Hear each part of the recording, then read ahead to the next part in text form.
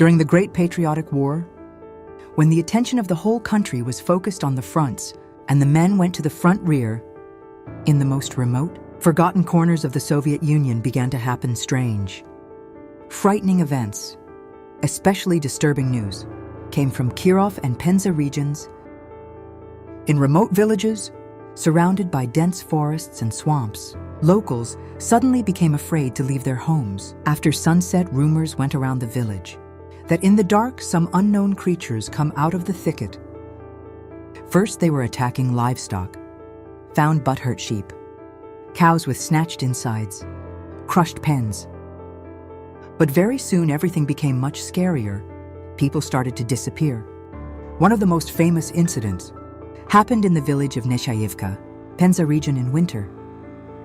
On one of the frosty nights, the owners of one yard heard disturbing sounds. First, the gnawing and mooing of cattle, and then a clear squeal as if someone cut someone alive. Husband and wife, grabbing lantern and stick, ran out into the yard. The snow was fresh, sparkled under the moon. When they approached the stable, then immediately noticed that something is wrong. There was a deaf stomp and a strange snort coming from inside, as if there were large beasts fighting. Going around the corral, they saw that in the roof straw loose from the snow, someone made a huge hole, and it was through him that something got inside. As soon as the owner opened the door, two large black silhouettes popped on him and his wife. The creature was a little smaller than a horse, moved on four paws, but with terrible ease swung over the fence and disappeared. In the forest in the dark, it was impossible to see the details, but both claimed those weren't wolves. They were more muscular, and there was something unnatural about their movements, as if human. In a few days, when the village has not yet recovered from the shock, new happened, even more scary event. One of the local old men, who stayed in the village due to age and illness, the front didn't pick him up, was coming home from the next hut, where he helped the family with chopping wood. It was under the evening, already in twilight. According to eyewitness accounts, he was seen walking down the path through the gardens, with bundling brushwood behind your back. Suddenly, from around the corner of the house, several of the same critters jumped at him at once. The grandma of the next yard screamed afterwards that they seemed to get out of the ground, like black dogs, with only hands instead of paws. The old man didn't even have time to shout. Traces of blood stretched on the white cover, and next lay a hat and a staff. Men, when they heard the scream, ran with pitchforks and axes, but it was too late. There was a dead silence in the forest. No trace or sound. Only a week later, 3 kilometers from the village, near the old forest gate, Hunter came across scraps of clothes, bloodied and fucked up. Missing man's wife, the same old man from Nechayevka, later, with pain identified, found bloody scraps of clothing. It was no doubt a cotton shirt and her husband's woolen scarf. He left home at dusk and never came back. The body itself was never found, no trace or bone, not the slightest sign except those cloth flaps. As if something diligently covered his existence from the face of the earth, this story shook the whole village for a long time. But even scarier was that soon began to receive similar news from other regions. Particularly disturbing messages came from nearby, Kirov region, where also people started disappearing, first cattle, then old people. Then even teenagers. People were starting to fear their own forest, own land. The inhabitants of these villages felt absolutely defenseless. There was no outside help. The country lived under the yoke of the coming war. The police did not arrive. Military were far away. Those who still stayed at home, old people, women, children, were forced to lock themselves in houses every night. Curtain windows, not going out at night, even the well, and yet live with this nightmare one by one, with no explanation, with no protection, without hope. And then thunder came. Who pushed even these horrors into the shadows? 22/6/1941 at 4 a.m. A full-scale invasion has begun. Nazi Germany into the Soviet Union. the first German aircraft invaded airspace. USSR from Finland and inflicted lightning strikes on key strategic facilities, airfields, command posts, hub railway stations. Bombings hit border towns and villages, destroying buildings, warehouses, barracks houses, civilians. Soviet troops were in a critical situation.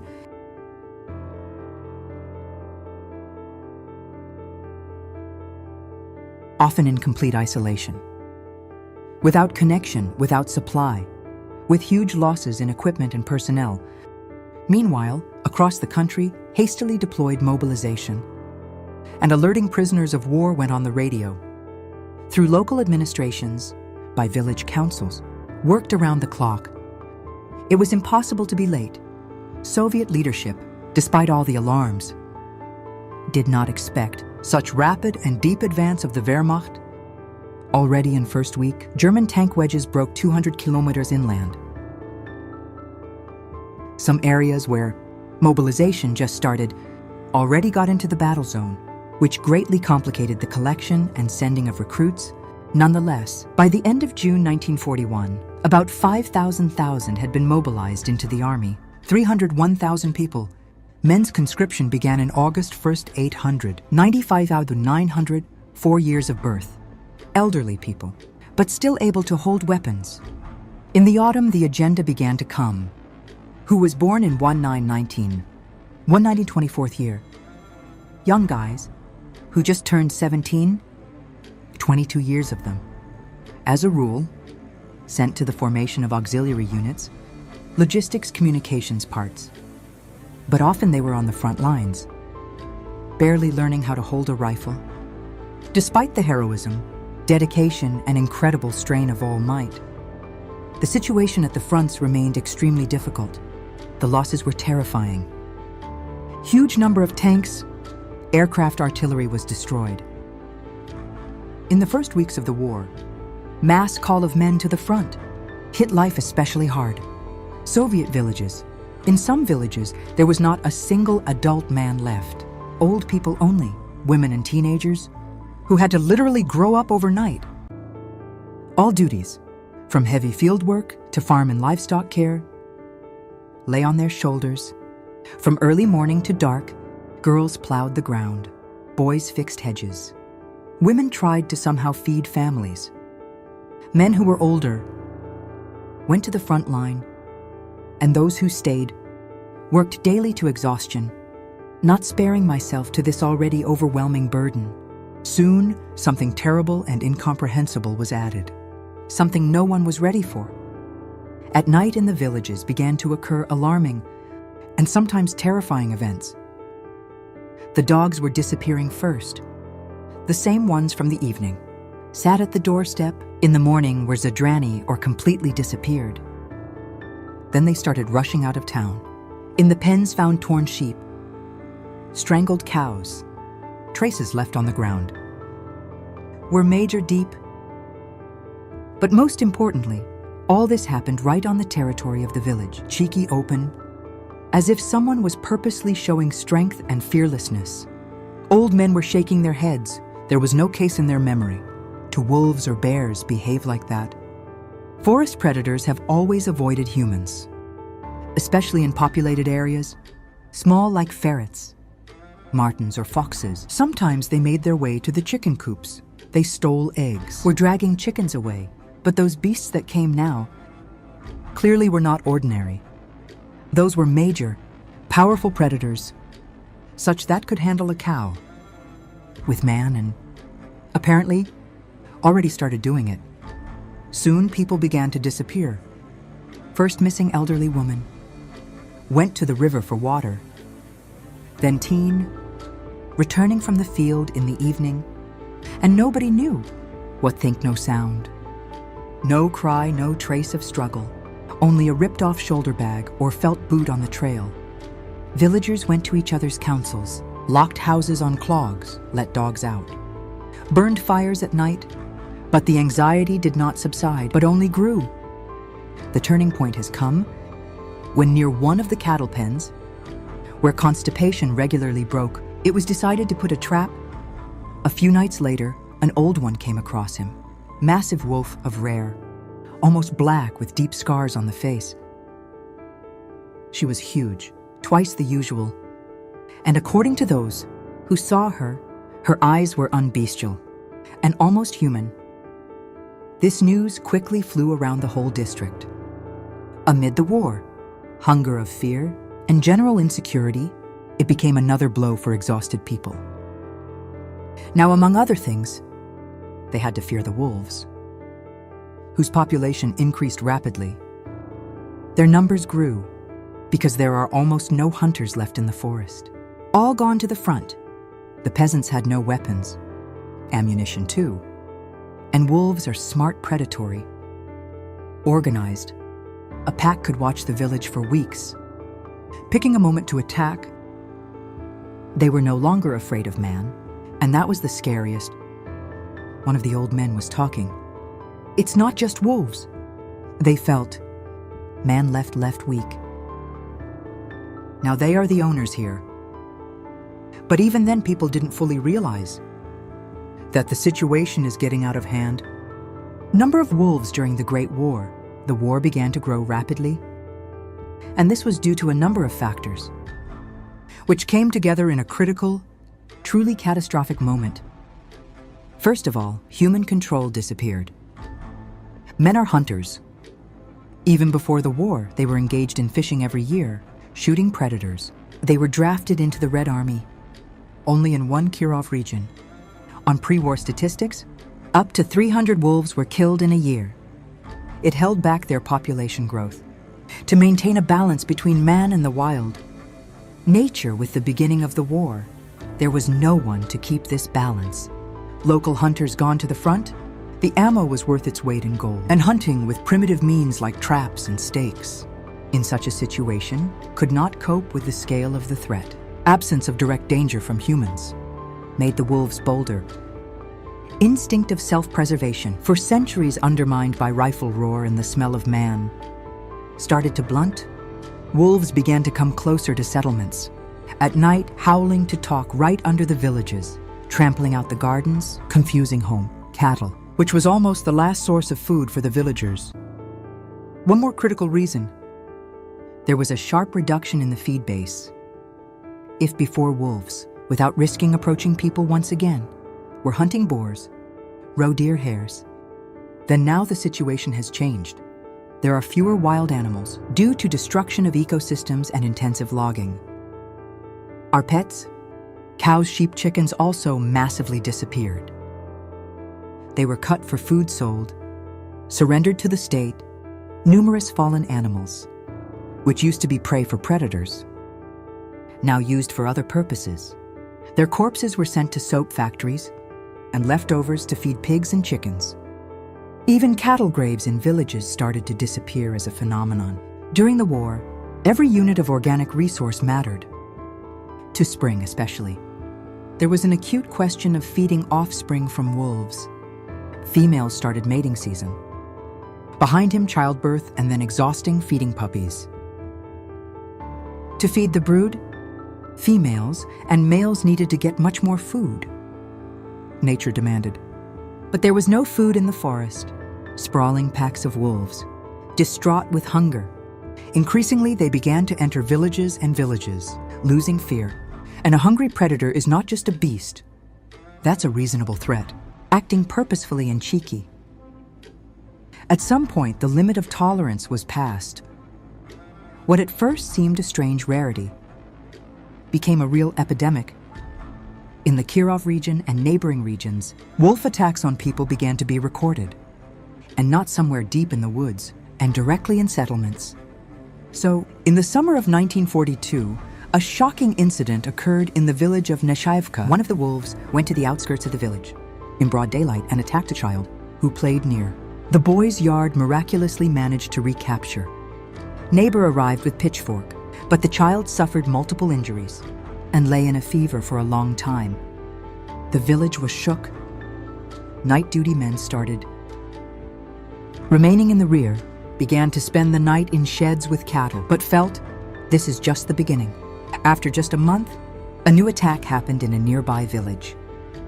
already with a tragic outcome, woman coming home from the field, did not notice how a predator started chasing her. The area was overgrown with weeds because of what the wolf could crawl almost close. Without impersonating, everything happened lightning fast. One jump, one shout out. Her body was found only the next day, torn apart. With snatched throat, people were shocked. And 29/4/1943, in the village of hungry people in the same Penza region, a case occurred, which finally turned fear into panic.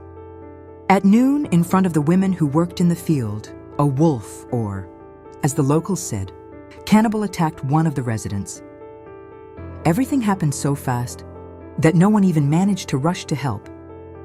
The beast popped out of the tall grass, knocked the woman off her feet, and dragged her towards the forest strip. During the Great Patriotic War and in the post-war period, wolf attacks became so massive and tragic that they were recorded in official reports as a national threat.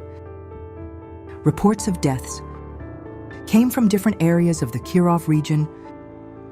Confirmed cases of fatal attacks were registered in the villages of Mamayevshchina and Shelyaevo, as well as in Dorovian, Sovietnala, Kalterinsky, Arichevsky, and a number of other districts of the region, and predators increasingly behaved not like shy singles, but as organized and aggressive hunters, attacked in groups most often, at dusk or at night, not just for livestock, but also on people, especially children and women, caught in sight.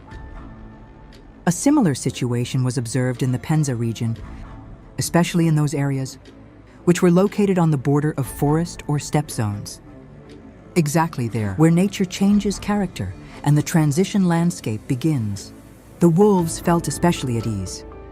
In these places, the flocks moved easily, had an extensive forage base and difficult to track. Geography of movements, however, especially acute crisis of predatory activity, manifested in the Tsimlyansky district, Rostov region, according to hunters and local authorities. By 1949, the wolf population in the area has reached its absolute peak.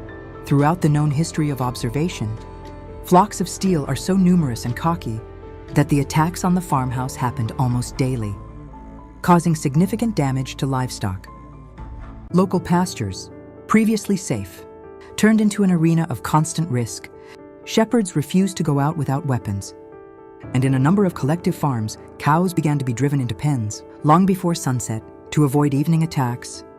In connection with this, Executive Committee of Tsimlyansk Voisovit issued a strict ruling.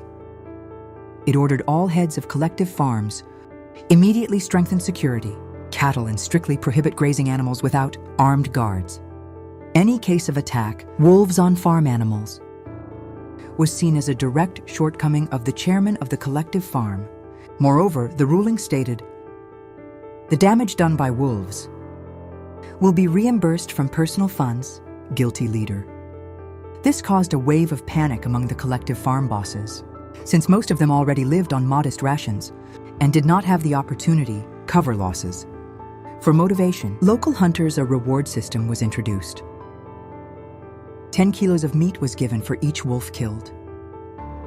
Very weighty, award in conditions of deficit and carcass system. And if it was possible to detect and destroy the lair with wolves, there was also a cash prize. Not only professional hunters were included in the hunt, but also volunteers from among the village men of young men, women, and sometimes even teenagers, armed with an old gun, axes and pitchforks. For documented case, occurred in the collective farm named after Dzerzhinsky in 1943. In just 4 months, more than 24 heads of cattle were torn apart by wolves. These losses have become critical to the survival of the farm, already suffering from a lack of technology, fuel, and labor.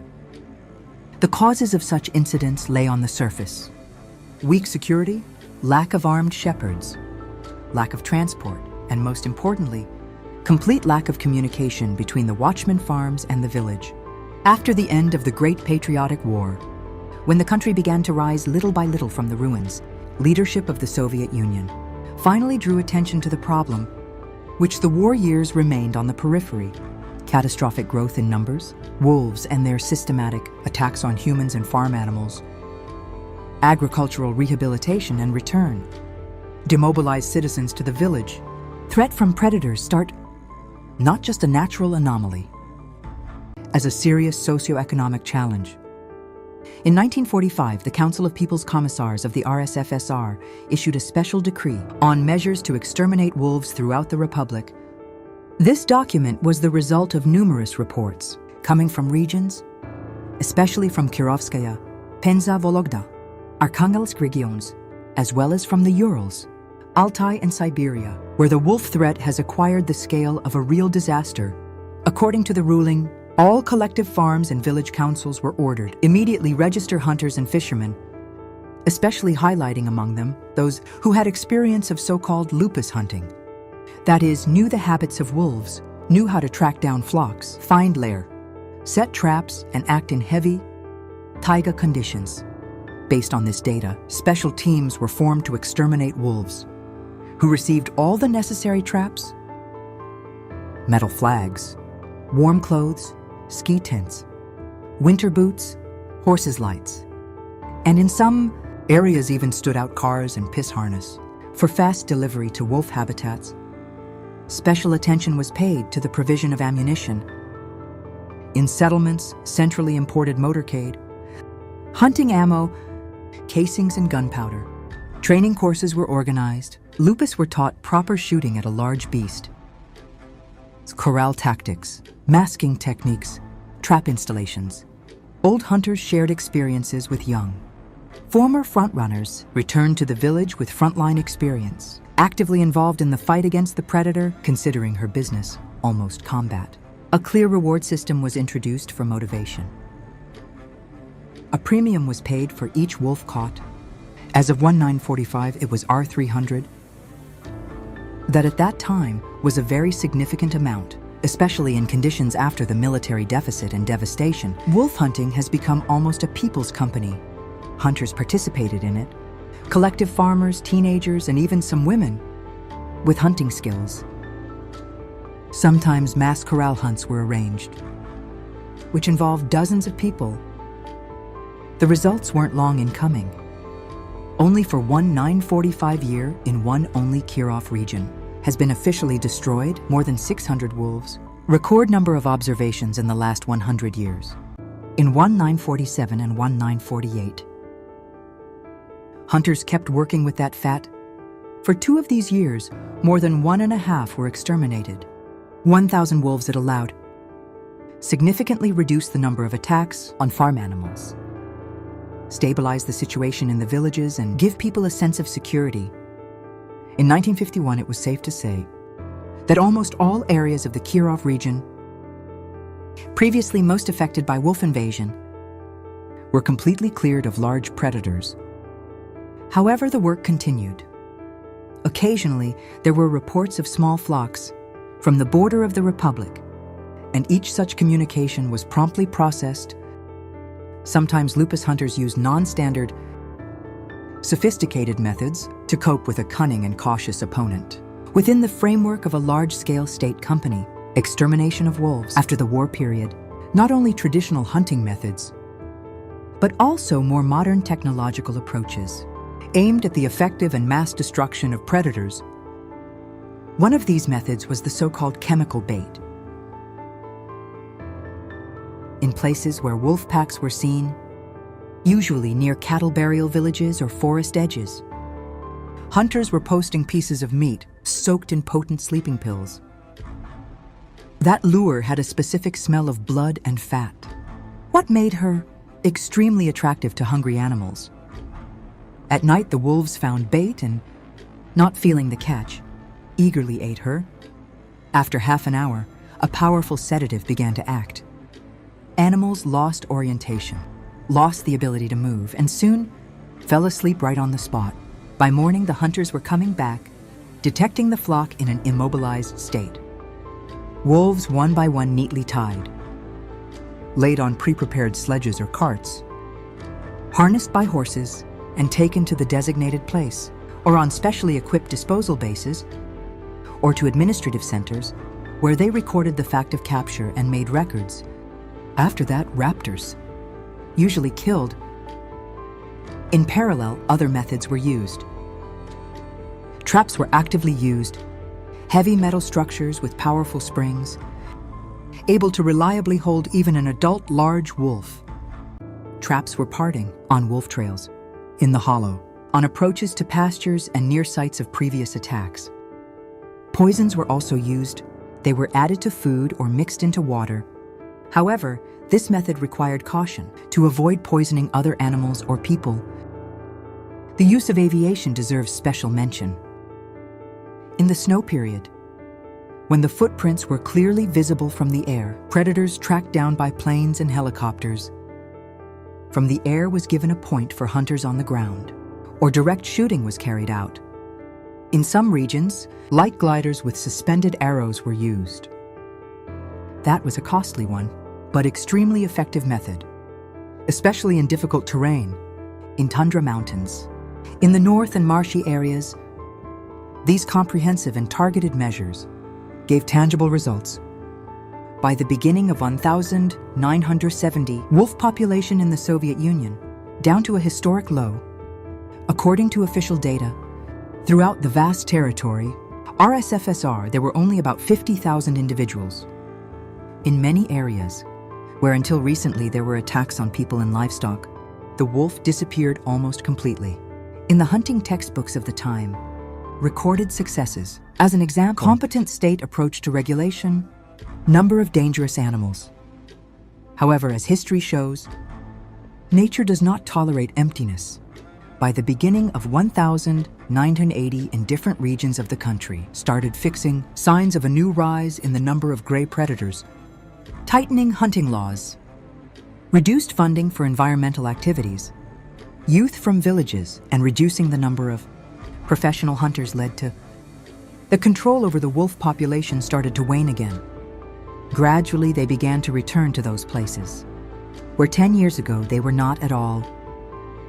Increasingly, they began to find torn sheep on remote farms. Shepherds started again, complain about the night howl. Hunters to note the increase in the number of wolf lagovich.